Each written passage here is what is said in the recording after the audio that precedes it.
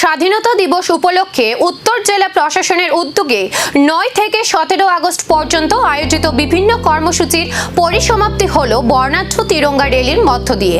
সোমবার সকাল 9টায় ধর্মনগরে বিবিআই ময়দান থেকে শুরু হয় এই র্যালি। র্যালিতে উপস্থিত ছিলেন ত্রিপুরা সরকারের শিল্প ও বাণিজ্য দপ্তরের মন্ত্রী শান্তনা চাকমা, ধর্মনগরের নবনির্বাচিত বিধায়ক জহর চক্রবর্তী সহ জেলা প্রশাসনের আধিকারিক ও জনপ্রতিনিধিরা। বিভিন্ন সরকারি দপ্তর, স্কুল, সামাজিক ও স্বেচ্ছাসেবী সংগঠনের সদস্যদের পাশাপাশি 3000-এরও বেশি মানুষ র্যালিতে অংশ নেন। বিবিআই ময়দান থেকে শুরু হয়ে র্যালিটি ধর্মনগরের বিভিন্ন গুরুত্বপূর্ণ সড়ক পরিক্রমা করে হাতে জাতীয় পতাকা নিয়ে দেশপ্রেম ও জাতীয় ঐক্যের বার্তা দেন অংশগ্রহণকারীরা।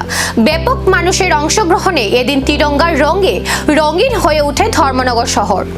আমরা উৎসবের সঙ্গে পালন করছি বন্ধুগণ, কিন্তু পালনের সাথে সাথে আমাদের মনে করিয়ে দেয় আমাদের স্বাধীনতার যে বিভীষিকাময় দিনগুলো।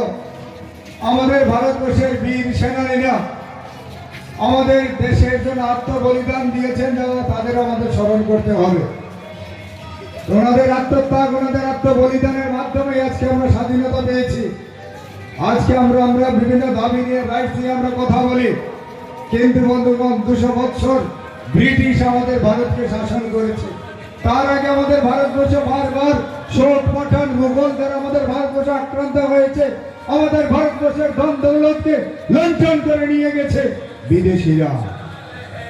তিরঙ্গার আবহে শেষ উত্তর জেলার স্বাধীনতা কর্মসূচি।